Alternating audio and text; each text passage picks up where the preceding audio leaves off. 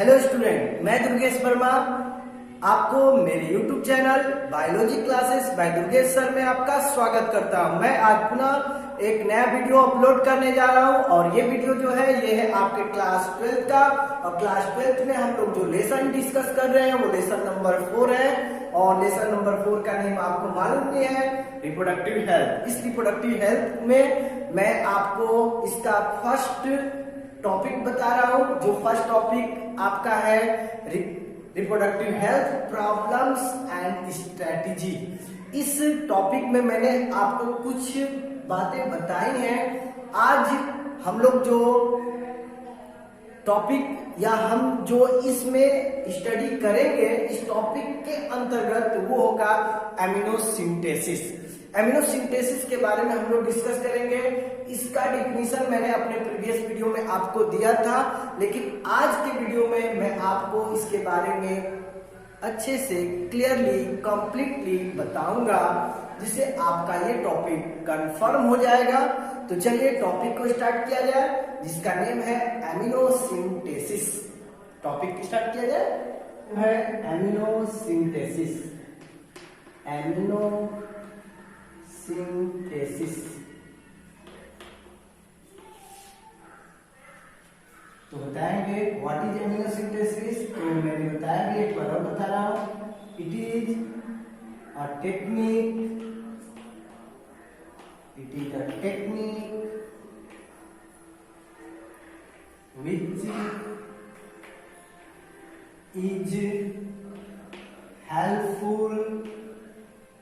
which is helpful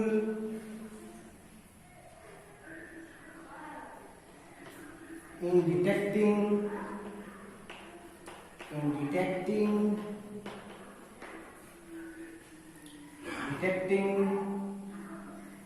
genetic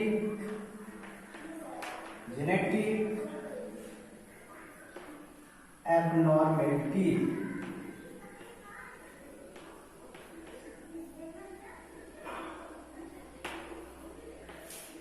तो आप बता सकते हो, अगर कोई पूछता है तो आप बताओगे it is a technique which is helpful, जो हेल्पफुल है इन डिटेक्ट करने में, जांच करने में जेनेटिक एब्नॉर्मेलिटीज को अगर आपको डिटेक्ट करना है तो किस टेक्निक का यूज करेंगे? एमिनो सिंथेसिस of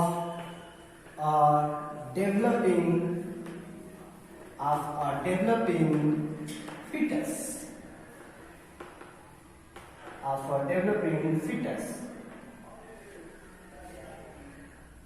तो आप ये भी लाइन ऐड कर लोगे, ठीक ना? क्या बताओगे? यह एक टेक्निक है जो हेल्पफुल होता है इन डिटेक्टिंग जेनेटिक एब्नॉर्मेलिटीज को डिटेक्टिंग करने में ऑफ अ डेवलपिंग फीटस। जो फीटस डेवलप कर रहा होता है, डेवलप कर रहे हैं फीटस के जेनेटिक एब्नॉर्मेलिटीज को डिटेक्ट करने में हेल्पफुल जो टेक्निक है वो आपकी कौन सी है? एमिनो सिंथेसिस इन, आगे ये भी लाइन जोड़ सकते हैं, इन यूटेरस में जो फीटस, आप जानते हैं कि यूटेरस में फीटस का डेवलपमेंट होता है। तो जब फीटस डेवलप कर रहा होता है यूटेरस में, उस टाइम उसके अंदर कोई जेनेटिक एब्नॉर्मेलिटीज तो नहीं है। उसको जांचने के लिए, उसको जानने के लिए, उसको चेक करने के लिए जिस टेक्निक का प्रयोग किया जाता है वो आपकी टेक्निक होती है एमिनो सिंथेसिस। तो मैं आशा करता हूं कि आपको एमिनो सिंथेसिस क्लियर हो गया होगा, ये क्या होता है। क्लियर हो गया ना? अब इसके बाद ये बात आती है कि ये टेक्निक कैसे किया जाता है, कब किया जाता है, इसमें क्या क्या यूज किया जाता है, ये सभी बातें आपके माइंड में आ रही होंगी। तो उन सभी को मैं क्लियर कर दे रहा हूं। सबसे पहले क्वेश्चन आता है कि यह टेक्निक कैसे किया जाता है। तो इस टेक्निक को करने के लिए सबसे पहले हमको ये मालूम होना चाहिए कि ये टेक्निक कब किया जाता है। ये टेक्निक कब किया जाता है तो बताओगे। This technique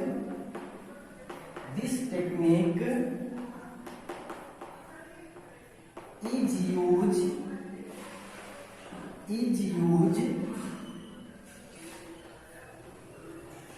after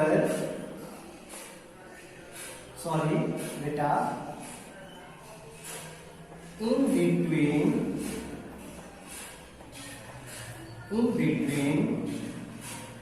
16 to 20 weeks of pregnancy.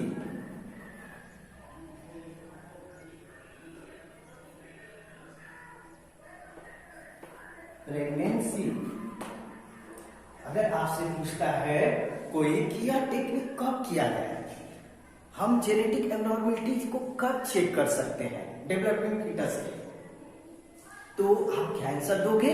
आप आंसर दोगे this technique is use in between 16 to 20 weeks. Pregnancy के 16 टू 20 वीक्स ऑफ प्रेगनेंसी के कितने टाइम बाद हम इस टेक्निक का यूज करके हम जेनेटिक एब्नॉर्मलिटी चेक कर सकते हैं।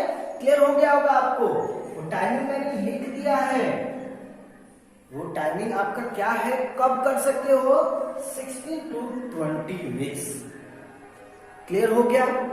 अब बात आती है कि ये टेक्निक कैसे करते हैं, वो आपके माइंड में आ रहा है ना, तो उसको मैं अभी आंसर दे रहा हूं।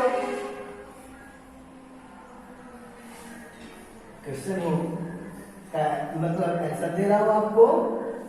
For this technique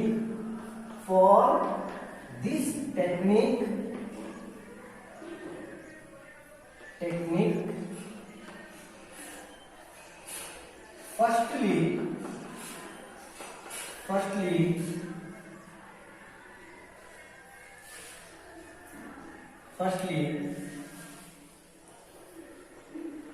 ultrasound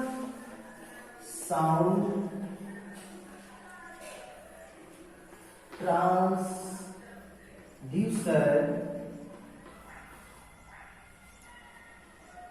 is used for see the position of developing fetus in uterus। सबसे पहले आप क्या करोगे? क्वेश्चन बन रहा है ना, कैसे करेंगे, तो उसके लिए आंसर आपका बन रहा है बेटा, मैं आंसर दे रहा हूं। वो ये है फॉर दिस टेक्निक, इस टेक्निक के लिए सबसे पहले आप क्या करोगे, अल्ट्रासाउंड ट्रांसड्यूसर। अल्ट्रासाउंड का नाम सुने होंगे। अल्ट्रासाउंड ट्रांसड्यूसर जो होता है ये एक इंस्ट्रूमेंट होता है, और इस इंस्ट्रूमेंट के द्वारा हम क्या कर सकते हैं कि जो फीटस यूटेरस के अंदर डेवलप कर रहा होता है वो किस पोजीशन में है इसको हम देख लेंगे। ओके, और जब ये पोजीशन में देख लेंगे तो उसके बाद ही हम कर सकते हैं, ठीक है। तो इसीलिए लिखा for this technique firstly ultrasound transducer is used for see the position of developing foetus in uterus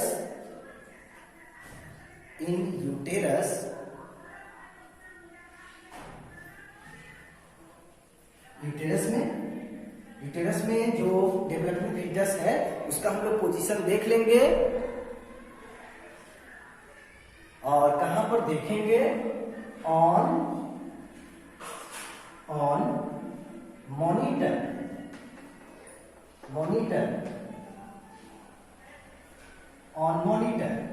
जो अल्ट्रासाउंड ट्रांसड्यूसर का जब यूज करेंगे तो उस ट्रांसड्यूसर का एक आप देखे होंगे एक मशीन का एक पार्ट होता है जिसको एज यूटेरस रीजन और लोअर एब्डोमिनल रीजन में अटैच कर देते हैं, और अटैच करने के बाद आप देखोगे तो कंप्यूटर के मॉनिटर पे आपको उस बेबी का पोजीशन देखने को मिल जाता है बेटा, ठीक ना। तो ये बातें मैं बता रहा हूँ, क्लियर हो रहा होगा।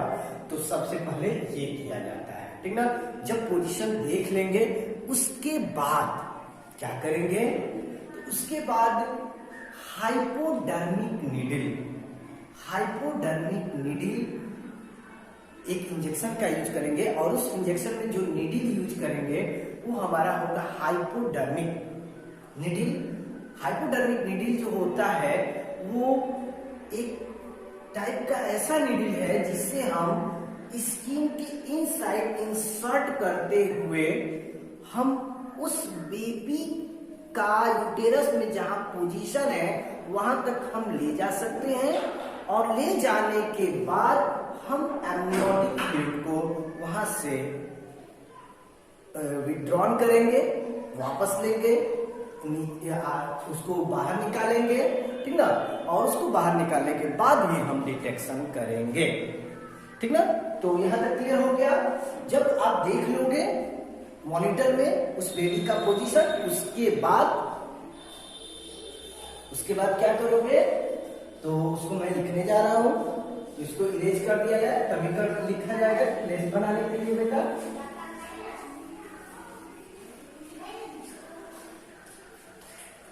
इसके बाद आप लिखोगे after this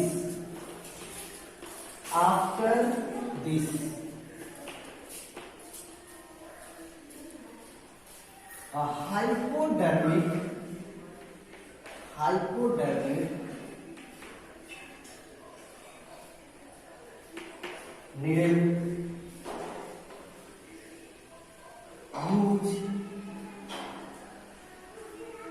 use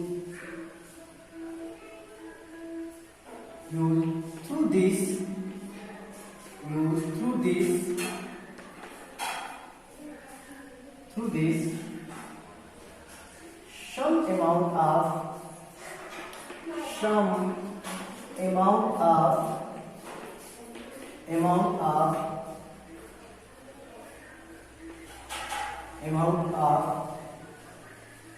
amniotic fluid obtained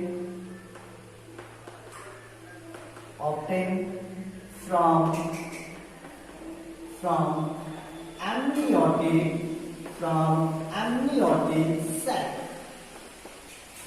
amniotic sac। बेटा क्लियर हो रहा होगा। क्या बताओगे, आफ्टर दिस हाइपोडर्मिक नीडल का यूज किया जाता है। इंजेक्शन जो होता है उसमें जो नीडल यूज किया गया हो उस इंजेक्शन में ऊपर वाले को डिस्पोजल बोलते हैं, याद रखना बेटा। और उसमें जो नीडल लगता है वो होता है आपका hypodermic needle in case of this. और हाइपोडर्मिक नीडल क्लियर हो गया। Use through this some amount of amniotic fluid obtained from amniotic sac। जिस स्ट्रक्चर जहां पर एमनियोटिक फ्लूइड फील्ड रहता है, जो डेवलपिंग बेबी के सराउंडिंग होता है, वहां से हम सम अमाउंट में एमनियोटिक फ्लूइड को ऑब्टेन कर लेते हैं। और उसको ऑब्टेन करने के बाद we detect the chromosome structure, chromosome number, and by this we complete the amniocentesis। तो इसके बाद आपका क्या होगा, क्लियर हो गया ना। After this hypodermic needle use through this some amount of the amniotic fluid obtained from amniotic sac। amniotic sac से some amount of amniotic fluid obtain किया जाता है एमनियोटिक सेक से, ठीक ना। सेक का आपको एमनियोटिक सेक में जो प्रेजेंट फ्लूइड होता है उसको हम लोग एमनियोटिक फ्लूइड बोलते हैं। उससे आप ये वर्ड करोगे, ओके। यहाँ पर स्पेलिंग मिस्टेक हो गया था, इसको आप सही कर लोगे। हाइपोडर्मिक नीडल मैंने आपको बताया है, ठीक ना। फ्रॉम एमनियोटिक सेल से एमनियोटिक फ्लूइड के कुछ अमाउंट लेकर आप डिटेक्ट करोगे। ओके, तो आप आगे लिख सकते हो। Lastly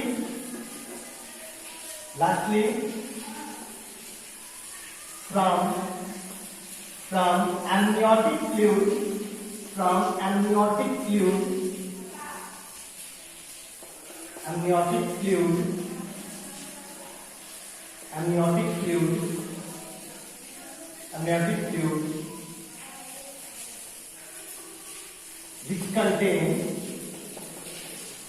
which contain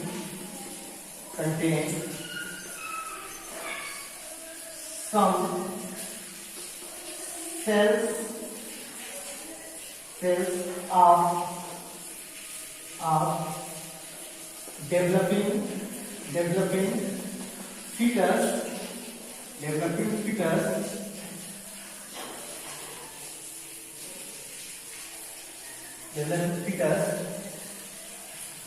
is used for observing the number and structure of chromosome। तो अब बताओ कि लास्टली क्या किया जाता है बेटा? तो बताओ कि लास्टली फ्रॉम एमनियोटिक फ्लूइड से जो कंटेन किया रहता है, एमनियोटिक फ्लूइड में कुछ सेल्स होते हैं, स्किन सेल्स होते हैं, ठीक ना, डेवलपिंग फीटस में।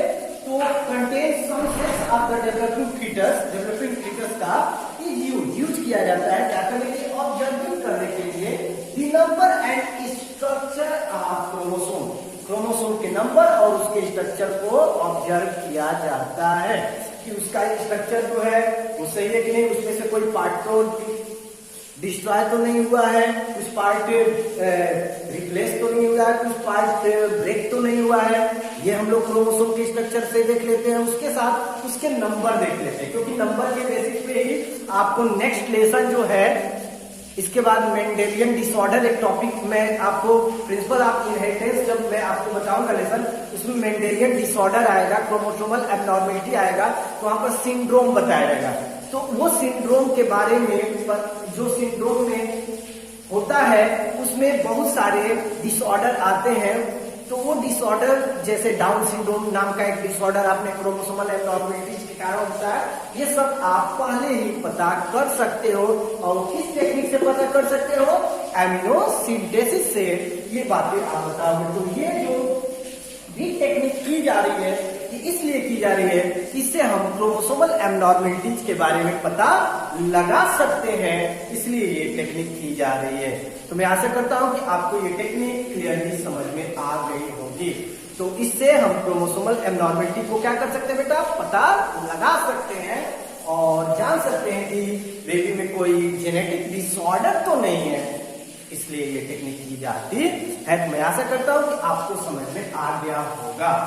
तो कंप्लीटली आरसीएच का जो मेन एम है, या हमारे गवर्नमेंट नॉन गवर्नमेंट का जो एम है, वो इंकरेज करने का एम है, जो लास्ट लाइन में लिखा है। इंकरेज करने का मतलब क्या? कि जो पोस्ट नेटल केयर जो होता है, बेबी के बॉर्न होने के बाद उसका केयर करना, प्री नेटल कंडीशन में उसको चेक कर लेना, इसके साथ साथ जो भी एसटीडी डिजीज है उनके बारे में सबको अवेयरनेस करना, यही हमारे आरसीएच का एम है। क्योंकि जब तक लोगों को सेक्स रिलेटेड प्रॉब्लम नहीं पता चलेगा, तब तक श्योर है कि वो आपके इस हेल्दी सोसाइटी को, जो रिप्रोडक्टिव हेल्दी सोसाइटी है, उसका फॉर्मेशन नहीं कर पाएंगे। तो इस सभी को करने के लिए आरसीएच और हमारे गवर्नमेंट और नॉन गवर्नमेंट जो भी एजेंसियां हैं, ये वर्क करती हैं कि हमारे जो कंट्री है, यहाँ पर रिप्रोडक्टिव हेल्दी सोसाइटी का फॉर्मेशन हो। अब इसके बाद मैं अपने नेक्स्ट वीडियो में आपको population explosion and birth control topic के बारे में बताऊंगा, जो बहुत इंटरेस्टिंग टॉपिक है। तो मैं यहीं पर अपने लेक्चर को फिनिश कर रहा हूँ। अगले वीडियो में मैं और एक टॉपिक के साथ उपस्थित होऊंगा। Okay, thank you.